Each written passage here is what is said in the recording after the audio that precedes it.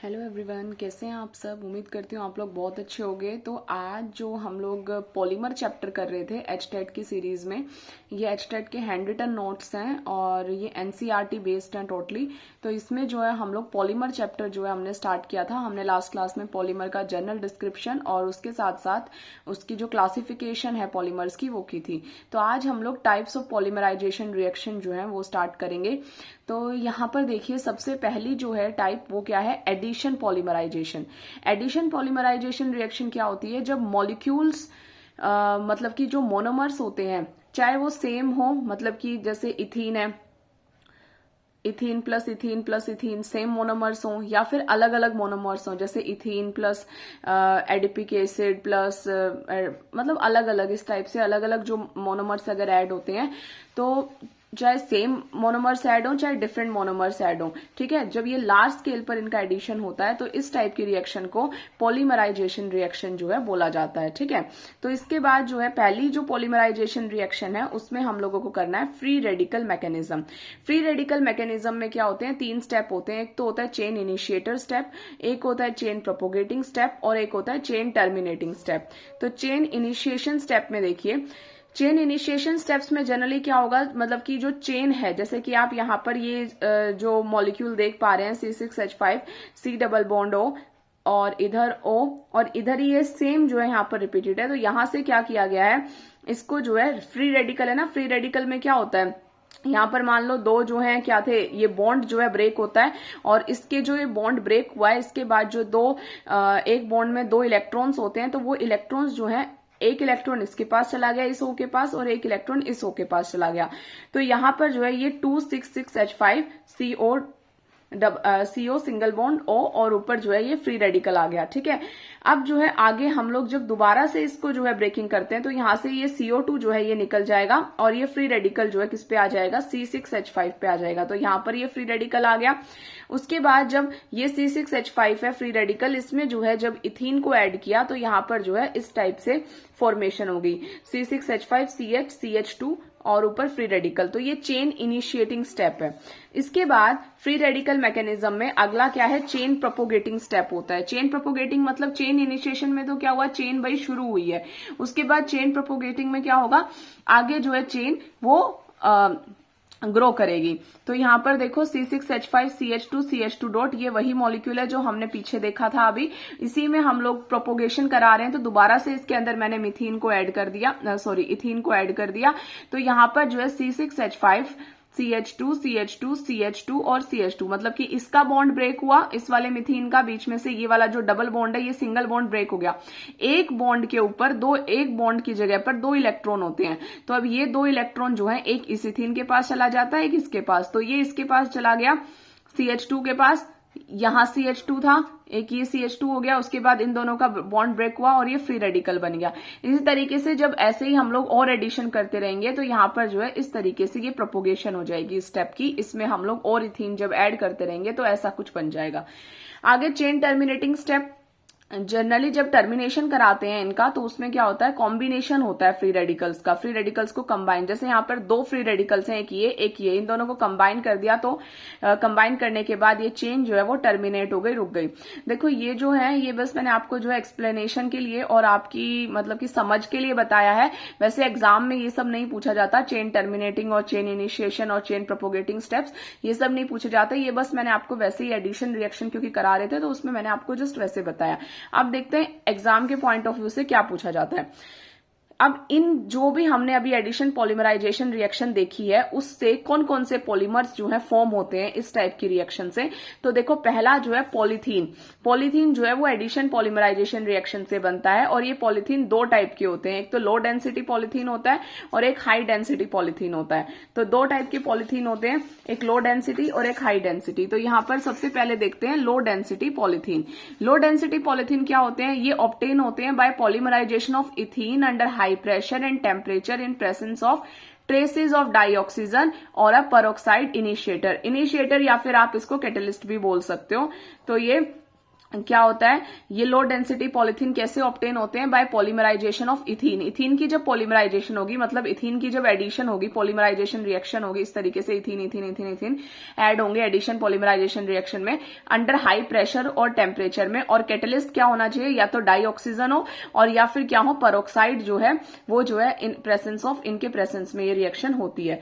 तो लो density polythene जो है वो केमिकली इनर्ट होते हैं, टफ होते हैं और ये पुअर कंडक्टर होते हैं इलेक्ट्रिसिटी के। उसके बाद अगला है हाई डेंसिटी पॉलिथीन। तो हाई डेंसिटी पॉलिथीन क्या होते हैं, ये कैसे ऑब्टेन होते हैं, when addition polymerisation of ethene takes place in a hydrocarbon solvent in presence of catalyst such as triethyl aluminium. तो ये कब बनेंगे, एडिशन पॉलीमराइजेशन रिएक्शन होगी इथीन की और किसमें, एक हाइड्रोकार्बन सॉल्वेंट के अंदर, और कैटलिस्ट यहां पर क्या होगा, ट्राई इथाइल एल्यूमिनियम या फिर टाइटेनियम टेट्राक्लोराइड। टाइटेनियम टेट्राक्लोराइड को आप ऐसे लिख सकते हो TiCl4, ठीक है। और इसी को जो है जिगलर नाटा कैटलिस्ट भी बोलते हैं। तो इस कैटलिस्ट की प्रेजेंस में ये जो है रिएक्शन होती है, तो हाई डेंसिटी पॉलिथीन फॉर्म होता है, ठीक है। उसके बाद नेक्स्ट है, it has a high density due to packing, it is a chemically inert and tough. तो ये भी हाई डेंसिटी कैसे, sorry, it has high density due to close packing. Close packing की वजह से इसकी हाई डेंसिटी होती है, मतलब कि जैसे काफी क्लोज जो है इसके अंदर ये पैक्ड होते हैं, तो काफी क्लोज पैकिंग की वजह से जो है इसमें जो है डेंसिटी कैसी हो जाती है, इस पॉलिथीन की हाई डेंसिटी हो जाती है। और आपको पता है डेंसर सब्सटेंसेस जनरली क्या होते हैं, काफी पास पाए जाते हैं। जैसे सॉलिड है, डेंसर होता है क्योंकि उसके जो मॉलिक्यूल्स हैं वो आपस में क्लोज एसोसिएशन में मिलते हैं, इसीलिए ये भी क्या है, क्लोज पैकिंग में मिलते हैं, इसीलिए इसकी डेंसिटी ज्यादा होती है। और ये भी केमिकली इनर्ट है, टफ होता है उसी की तरह, लो डेंसिटी वाले पॉलिथीन की तरह। उसके बाद नेक्स्ट है जो हमें इसमें पॉलीमराइजेशन रिएक्शन में पढ़ना है, नेक्स्ट पॉलीमराइजेशन रिएक्शन ये एडिशन पॉलीमराइजेशन रिएक्शन किसमें होती है, टेफ्लॉन में। टेफ्लॉन भी एक सब्सटेंस है जो किससे बनता है, एडिशन पॉलीमराइजेशन रिएक्शन से बनता है टेफ्लॉन। और टेफ्लॉन को पॉलीटेट्राफ्लोरोइथीन भी बोला जाता है, पॉलीटेट्राफ्लोरोइथीन भी इसको बोला जाता है। और कैसे मैन्युफैक्चर होता है, बाय हीटिंग टेट्राफ्लोरोइथीन। जब टेट्राफ्लोरोइथीन को फ्री रेडिकल या पर सल्फेट कैटलिस्ट के प्रेजेंस में जो है क्या किया जाए, हीट किया जाए, तो उसके बाद फॉर्मेशन होती है किसकी, टेफ्लॉन की। और ये केमिकली इनर्ट है और resistant to attack by corrosive agents. जो कोरोसिव होते हैं मतलब जैसे कोरोजन कोज करते हैं, जैसे कि आपका आयरन होता है, कोरोजन उसके ऊपर जंग लग जाता है जैसे ऑक्सीजन आने की वजह से। तो जो कोरोसिव एजेंट्स जैसे ऑक्सीजन हो गया या अदर गैसेज हैं जो कोरोजन कोज करती हैं, उन सब की उससे ये क्या होते हैं, रेजिस्टेंट होते हैं, मतलब अटैक नहीं होता उनका इजीली। उसके बाद ये किस चीज में काम आते हैं, ये बहुत इंपॉर्टेंट है, क्वेश्चन पूछा गया था, used for making non stick utensils. Non stick utensils जो घरों में नॉन स्टिक कुकवेयर्स वगैरह होते हैं, उनको बनाने में टेफ्लॉन का यूज किया जाता है। मैं आपको दोबारा बता दूं कि जो मैंने स्टार्टिंग में आपको रिएक्शंस बताई थी, वहां से क्वेश्चन जनरली नहीं बनता है। जैसे चेन इनिशिएशन, चेन, वो जो आपको समझाने के लिए मैंने बताया था, क्वेश्चन यहीं से बनता है। जो मैं अब आपको उन रिएक्शन की वजह से जो सब्सटेंसेस बनते हैं उनके बारे में बता रही हूं, जैसे कि लो डेंसिटी इथीन बताया, हाई डेंसिटी और ये टेफ्लॉन। अब देखो टेफ्लॉन का जो है फॉर्मेशन देख लो, जैसे टेट्राफ्लोरोइथीन है, ये टेट्राफ्लोरोइथीन है, तो टेट्राफ्लोरोइथीन को कैटलिस्ट, पर सल्फेट कैटलिस्ट और हाई प्रेशर के प्रेजेंस में जब हम लोग जो है इसको हीट करेंगे तो इसके बाद जो है टेफ्लॉन की फॉर्मेशन हो जाती है। अब अगला है पॉलीएक्रिलोनाइट्राइल। पॉलीएक्रिलोनाइट्राइल भी एडिशन पॉलीमराइजेशन से बनने वाला एक मतलब की सब्सटेंस है। और पॉलीएक्रिलोनाइट्राइल जो है किसकी प्रेजेंस में बनता है, ये इन प्रेजेंस ऑफ परऑक्साइड कैटलिस्ट की टू फॉर्म पॉलीएक्रिलोनाइट्राइल। तो एक्रिलोनाइट्राइल को जब परऑक्साइड कैटलिस्ट के साथ क्या करेंगे, इन प्रेजेंस ऑफ परऑक्साइड कैटलिस्ट में क्या करेंगे, एडिशन पॉलीमराइजेशन करवाएंगे, तो क्या फॉर्म होगा, पॉलीएक्रिलोनाइट्राइल की फॉर्मेशन हो जाएगी। और ये किसके लिए यूज होता है, ये भी याद रखना है आपको, फॉर वूल इन मेकिंग या तो ये सब्स्टिट्यूट फॉर वूल, मतलब वूल सब्स्टिट्यूट होता है, वूल की जगह यूज करने वाले कुछ सब्सटेंसेस है ना। और या फिर ये कमर्शियल फाइबर्स बनाने के अंदर काम आता है, जैसे ऑर्लोन है। एक क्वेश्चन यही पूछा गया था, ऑर्लोन किससे बनता है, तो मतलब ऑर्लोन किससे फॉर्म होता है, तो ये पॉली एक्रिलोनाइट्राइल जो है ये ऑर्लोन या एक्रिलिन की फॉर्मेशन भी करता है। और ये क्या है, ये कमर्शियल फाइबर्स है, ठीक है। उसके बाद नेक्स्ट है हमारा कंडेंसेशन पॉलीमराइजेशन। अभी हमने एडिशन पॉलीमराइजेशन करी थी, अगली जो रिएक्शंस हैं वो है कंडेंसेशन पॉलीमराइजेशन, ठीक है। कंडेंसेशन पॉलीमराइजेशन क्या होती है, इस टाइप की पॉलीमराइजेशन रिएक्शन में रिपीटेटिव कंडेंसेशन रिएक्शन होती है between two by functional monomers. देखो दो मोनोमर्स हैं। बाई फंक्शनल का मतलब ये होता है ऐसे मोनोमर्स जो दोनों साइड से जो है फंक्शन कर सके, मतलब दोनों साइड से उनके अटैचमेंट हो सके। और repetitive condensation reaction, condensation reaction का मतलब यहां पर क्या है कि उसमें कुछ बाई प्रोडक्ट्स निकले। बाई प्रोडक्ट जैसे कि क्या, H2O, मतलब जब रिएक्शन हो रही है तो उसके साथ कुछ बाई प्रोडक्ट्स बीच में से निकले, जैसे H2O हो गया या अल्कोहल हो गया। तो इस टाइप के जब बाई प्रोडक्ट्स साथ में निकलते हैं तो इस रिएक्शन को कंडेंसेशन रिएक्शंस बोला जाता है, कंडेंसेशन पॉलीमराइजेशन रिएक्शंस बोलते हैं। तो अब इसमें इंपॉर्टेंट कंडेंसेशन पॉलीमर्स कौन कौन से पढ़ने हैं हमें? पहला पढ़ना है नाइलॉन, और नाइलॉन में हम पहला क्या पढ़ेंगे? नाइलॉन 6,6। ठीक है, नाइलॉन 6,6 कैसे प्रिपेयर्ड होता है? By condensation of hexamethyl diamine with adipic acid.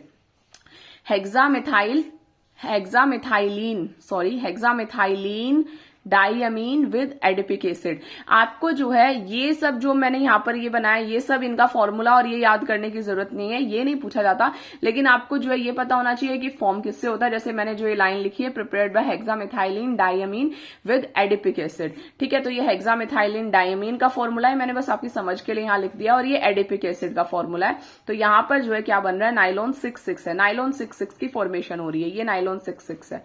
ठीक है, और नाइलॉन 6,6 किस चीज में यूज होता है? ये शीट्स बनाने में, या ब्रश जो होती है उसकी ब्रिस्टल्स होती हैं, जो ब्रश के आगे जो इस टाइप से ऐसे जो भी ब्रश होती है तो उसके आगे जो ये क्या बोलते हैं इसको, इस टाइप से जो ये होते हैं ना, इनको ब्रिस्टल्स बोलते हैं। एंड इन टेक्सटाइल इंडस्ट्री में भी इसका यूज किया जाता है। तो ये नाइलॉन में नाइलॉन 6,6 जो है ये किस टाइप की रिएक्शन से बनता है? ये पॉलीमर जो है कंडेंसेशन पॉलीमराइजेशन रिएक्शन से इसकी फॉर्मेशन होती है। उसके बाद अगला है नाइलॉन 6। नाइलॉन में ही नाइलॉन 6,6 है, नाइलॉन 6 है। तो नाइलॉन 6 किससे ऑब्टेन होता है? By heating caprolactam with water. जब कैप्रोलैक्टम को हीट किया जाएगा किसके साथ? वाटर के साथ, एट हाई टेम्परेचर पर। ये कैप्रोलैक्टम है, ये भी मैं बोल रही हूँ, ये सब याद करने की जरूरत नहीं है। वाटर की प्रेजेंस में जब इसको हीट किया जाएगा तो उसके बाद जो है नाइलॉन 6 की क्या हो जाती है? फॉर्मेशन हो जाती है। ठीक है, तो ये हमारी कंडेंसेशन रिएक्शन थी, अभी कंप्लीट नहीं हुई है, इसमें हमें आगे पॉलिस्टर वगैरह और भी जो है एक दो पॉलीमर्स और पढ़ने हैं। आज हमने सिर्फ नाइलॉन तक इसको पढ़ा है। ठीक है, तो आज हमने एडिशन पॉलीमर्स पॉलीमराइजेशन रिएक्शन कर ली, और उसके बाद कंडेंसेशन पॉलीमराइजेशन रिएक्शन शुरू करी है। इसके बाद जो है ये रिएक्शंस में तो जनरली हमें यही करना है, और आपको जो मेनली यहाँ पर पढ़ना है वो क्या पढ़ना है? आपको इनके जो पॉलीमर्स हैं इनको डिटेल में पढ़ना है। पॉलीमर्स में क्या डिटेल में पढ़ना है? इनके यूजेस पढ़ने हैं। कई बार डायरेक्ट पूछा जाता है ये वाली चीज, जैसे ऑर्लोन मैंने बताया था किससे बनता है, तो वो यूजेस पढ़ने हैं। और दूसरा जो है आपको ये सब रिएक्शन ये सब याद करने की जरूरत नहीं है, बस इतना पता होना चाहिए किससे ऑब्टेन होता है? Caprolactam with water at high temperature. तो इस टाइप से जो है ये हमें जो है इस तरीके से स्मार्ट स्टडी करके इसको कंप्लीट करना है। तो आज की क्लास में बस इतना ही रखते हैं। नेक्स्ट वीडियो में मैं ये पॉलीमर चैप्टर जो है वो आपका कंप्लीट करवा दूंगी। हमारा टारगेट यही रहेगा कि 3 वीडियो में आपका जो है 3 क्लासेस में आपके जो चैप्टर्स हैं वो कंप्लीट हो जाएंगे। ठीक है, तो जो भी मेरा प्रायोरिटी सिलेबस था मैंने जो आपको प्रोवाइड करवाया था, और उसके अकॉर्डिंग हम लोग चल रहे हैं, और उसके अकॉर्डिंग मैं आपके जो जितने भी बायोकेम के जितने भी चैप्टर्स हैं वो सब हम लोग जो है जल्दी से जल्दी कंप्लीट करेंगे। और ये सिर्फ एनसीईआरटी बेस्ड है, एनसीईआरटी हैंड रिटन नोट्स हैं, और ये बहुत इंपॉर्टेंट है आपके एचटेट के लिए। तो अगर आपको वीडियोस और ये सीरीज अच्छी लग रही हैं तो इनको आप लाइक कर दिया करिए और शेयर कर देना, और ज्यादा से ज्यादा जितना भी अपने दोस्तों के पास या जिनको भी नीड हो उनके पास शेयर कर दिया करो, और सब्सक्राइब कर देना चैनल को। Thank you very much.